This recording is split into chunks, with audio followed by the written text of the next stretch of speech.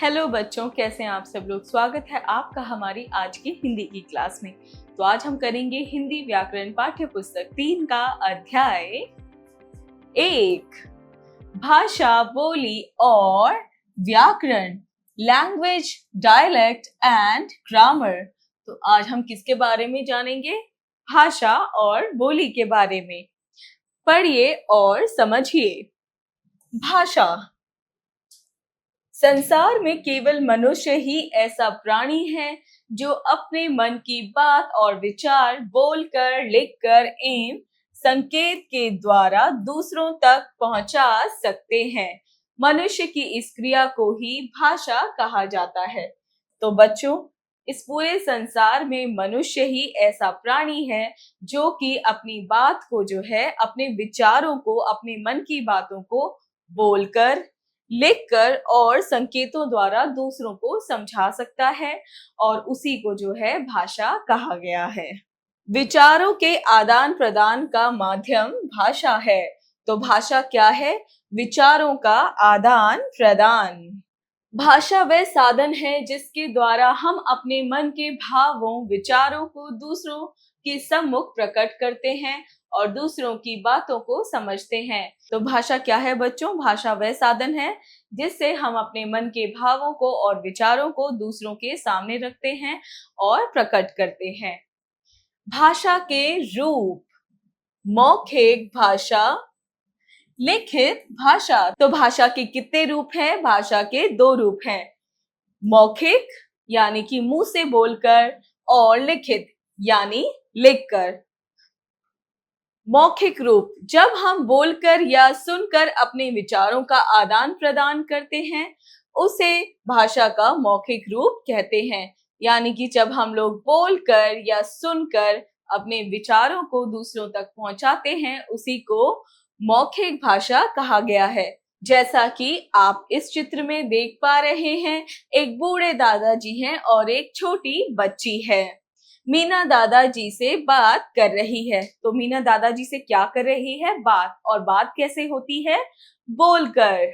और ये दूसरा चित्र है जहाँ पे एक शिक्षक यानी टीचर है और वो बच्चों को कुछ बता रही है ब्लैक बोर्ड पर। तो वो कैसे बता रही है? बोलकर। शिक्षिका बोल रही है, बच्चे सुन रहे हैं।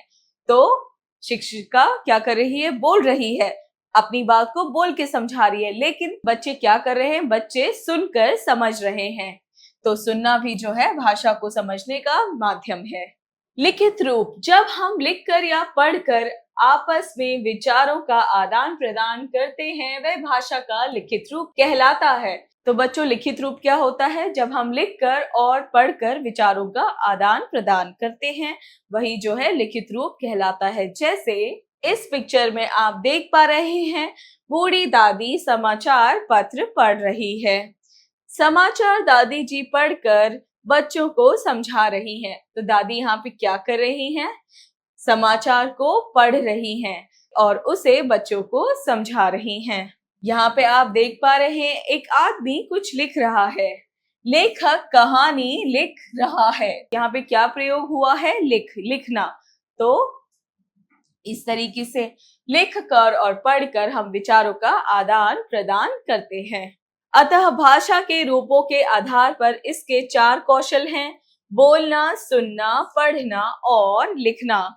तो भाषा के रूपों के आधार पर, यानी कि भाषा के रूपों के जो आधार हैं उसके 4 कौशल हैं, 4 स्किल्स हैं जिससे हम समझ सकते हैं। वो है बोलना, सुनना, पढ़ना और लिखना। पहला, जब भाषा को इशारों या संकेतों द्वारा समझाया जाता है वह भाषा का संकेतिक रूप होता है। जैसे ट्रैफिक पुलिस वाला इशारे से यातायात का नियंत्रण करता है। तो बच्चों, जब भाषा को इशारों या संकेतों से समझाया जाता है तो उसे संकेतिक रूप कहते हैं। जैसे कि आप यहाँ पे देख पा रहे हैं, एक ट्रैफिक पुलिस ट्रैफिक को क्लियर करने के लिए संकेत दे रहा है कि राइट जाओ, लेफ्ट जाओ, फ्रंट जाओ या बैक जाओ। तो इस तरीके से ये संकेतिक रूप होता है। दूसरा, माँ इशारे से बच्चे को बुलाती है। तो आपने बहुत बार देखा होगा आपकी माँ आपको बिना कुछ कहे बस इशारा करती है और आप समझ जाते हो कि वो आपको बुला रही है, तो वो भी भाषा का एक रूप होता है। बच्चा भाषा का मौखिक रूप सर्वप्रथम अपने परिवार से सीखता है, परंतु लिखित रूप सीखने के लिए विद्यालय जाता है। तो बच्चों, एक छोटा जो बच्चा होता है वो भाषा का जो मौखिक रूप होता है यानी कि बोलना होता है वो अपने परिवार से सीखता है, यानी कि जो भाषा उसके परिवार बोलती है वही वो बच्चा भी बोलता है। लेकिन लिखने के लिए, लिखना सीखने के लिए वो कहाँ जाता है? विद्यालय, स्कूल जाता है, जिससे वो भाषा का लिखित रूप भी सीखता है। संसार में बहुत सी भाषा प्रत्येक स्थान पर बोली व समझी जाती हैं, परंतु हर राज्य एवं देश की अपनी अलग भाषा भी होती है।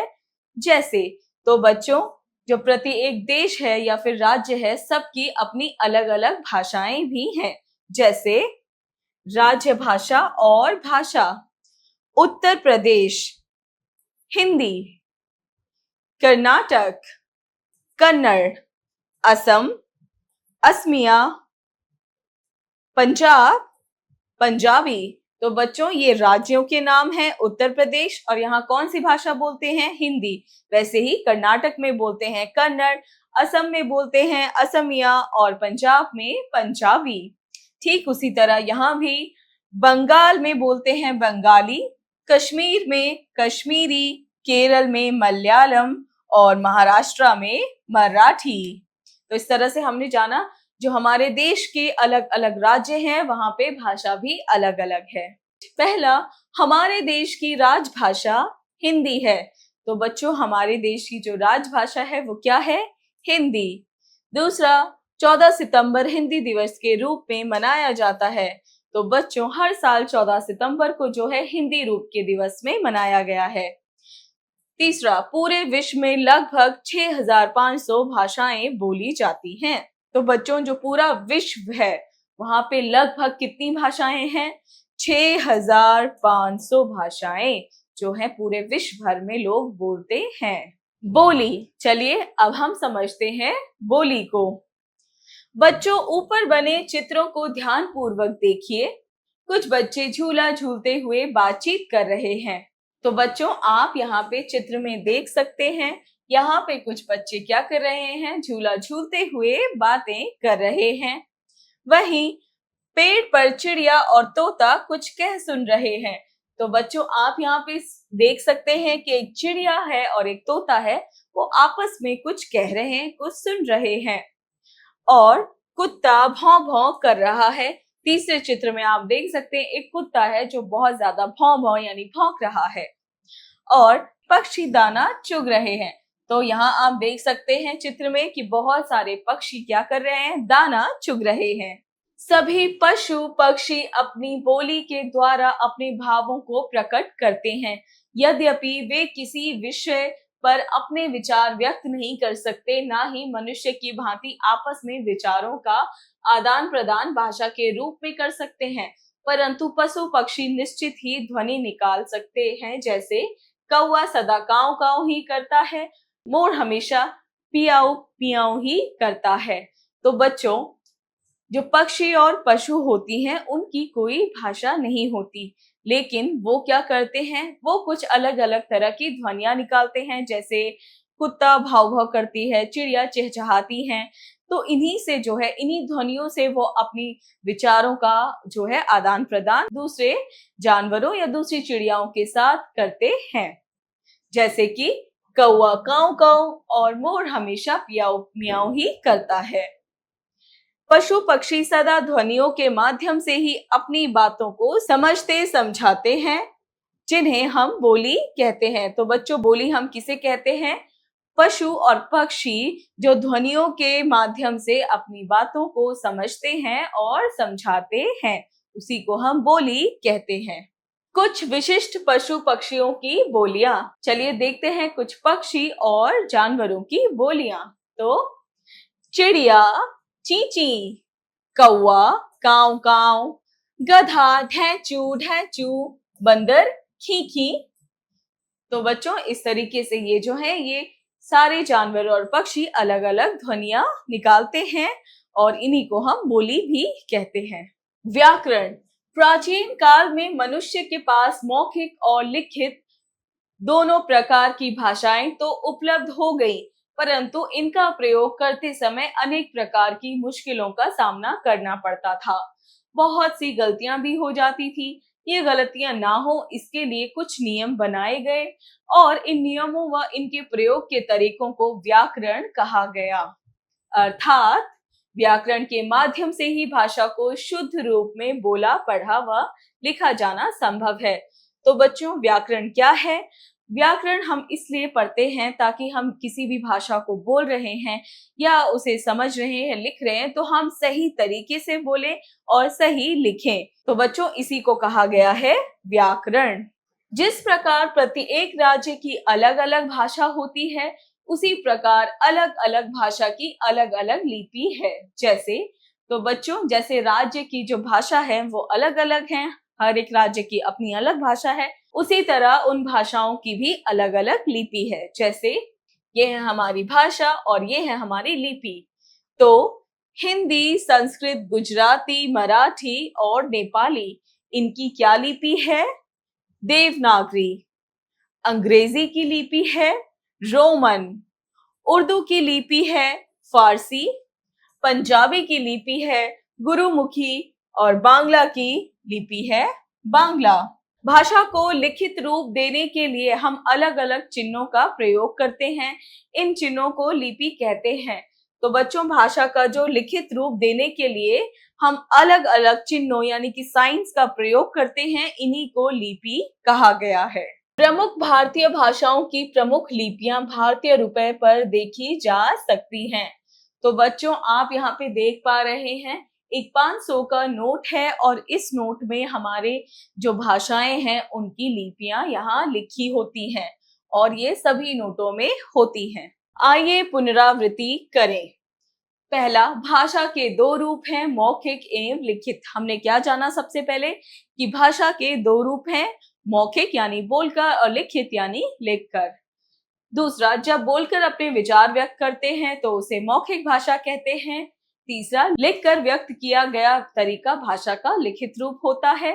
तो हमने क्या जाना, जिसे हम अपने विचार को बोलकर बताते हैं उसे मौखिक कहते हैं और जब हम लिखकर अपने विचारों को बताते हैं तो उसे लिखित कहते हैं।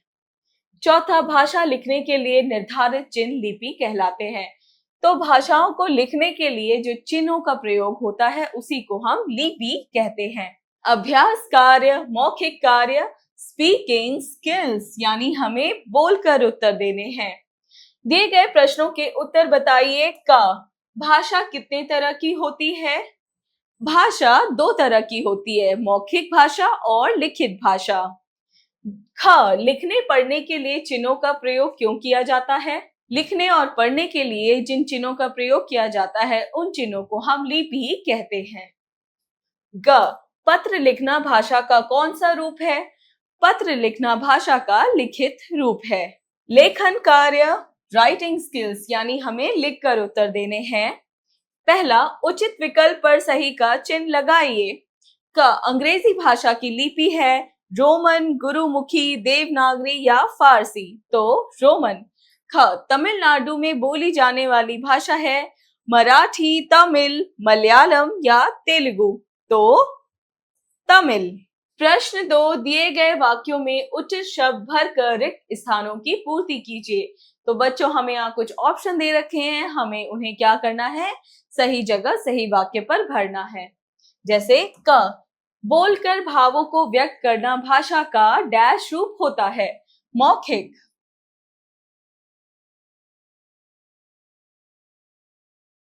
मौखिक। तो बच्चों, इसी तरह से आप क्या करेंगे, आप बाकी सारे जो ऑप्शंस दे रखे हैं उन्हें उनकी सही जगह पर भरेंगे और वाक्य को ठीक से पढ़ेंगे तो आपको पता चल जाएगा कौन सा ऑप्शन कहां पर आएगा। प्रश्न 3, चित्रों में व्यक्तियों की पोशाक देखकर उनकी मातृभाषा लिखिए। तो बच्चों, हमें क्या करना है, यहाँ पे कुछ चित्र दे रखे हैं, हमें ये बताना है कि इन चित्रों की पोशाकों को पहचानना है और इनकी भाषा को भी बताना है। तो बच्चों, ये सबसे पहले जो चित्र है वो कहाँ का है? वो है बंगाल का, और बंगाल में बोली जाती है बंगाली।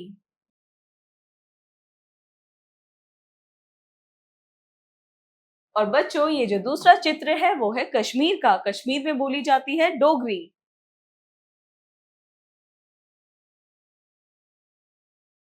और बच्चों तीसरा चित्र कहाँ का है?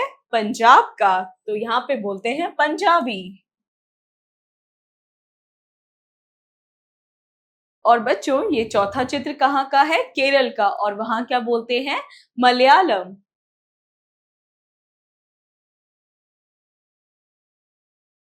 प्रश्न 4, दिए गए वाक्यों को पढ़कर सही और गलत का निशान लगाइए। तो हमें क्या बताना है? सही और गलत। क, भाषा का मौखिक रूप पत्र लिखना है, गलत। ख, इशारों को भाषा का मौखिक रूप कहते हैं, गलत। ग, अंग्रेजी भाषा की लिपि अंग्रेजी है, गलत। सोचें, विचारें, क्रिटिकल थिंकिंग। प्रश्न 5, सही मिलान कीजिए। तो हमें क्या करना है बच्चों? हमें सही मिलान करना है। तो चलिए करते हैं। क, गुजरात, गुजराती। ख, पत्र पढ़ना, मौखिक। ग, बंगाल, बंगाली। घ, 14 सितंबर, हिंदी दिवस। र, असम, असमिया। तो बच्चों ये हमने क्या कर लिया? सही मिलान। खेल खेल में ब्रेनस्टॉर्मिंग एक्टिविटी। प्रश्न 6, यातायात संकेतों को दर्शाते हुए दिए गए चित्र में रंग भरिए और उनके रंगों के अनुसार संकेत लिखिए। तो बच्चों हमें क्या करना है? यहाँ पे रंग भरना है और उनके संकेतों को बताना है। तो बच्चों सबसे पहले हम भरेंगे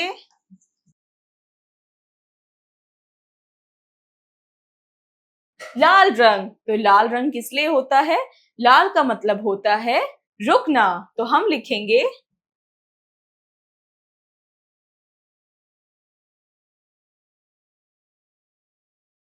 बच्चों लाल रंग भरा और लाल का मतलब लिखा। तो बच्चों अब हम कौन सा रंग भरेंगे? पीला।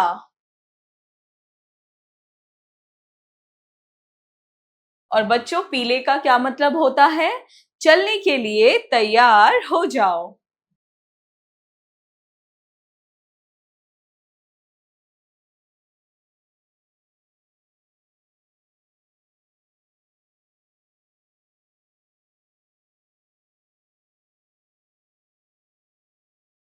तो चलो बच्चों अब हम कौन सा रंग भरेंगे? हरा।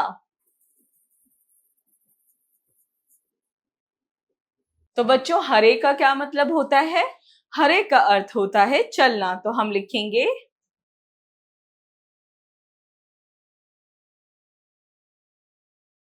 तो बच्चों इसी तरीके से आप जो है रंग भरेंगे और उन रंगों का अर्थ यहाँ लिखेंगे। प्रेरणादायक मूल्य। जिस प्रकार व्यंजनों को पूर्ण करने के लिए स्वर अपना मूल रूप छोड़ देते हैं, ठीक उसी प्रकार हमें भी दूसरों के हित के लिए त्याग करने में संकोच नहीं करना चाहिए। तो बच्चों ये लाइन क्या कहती है कि जिस तरीके से जो व्यंजन होते हैं उनको पूरा करने के लिए जो स्वर होते हैं वो अपना रूप को, अपने असली रूप को छोड़ देते हैं, उसी तरह दूसरों की सहायता करने के लिए, दूसरों के हित के लिए हमें भी त्याग करना चाहिए। इसी के साथ बच्चों आपका ये पाठ हुआ पूरा। मिलते हैं अगली क्लास में।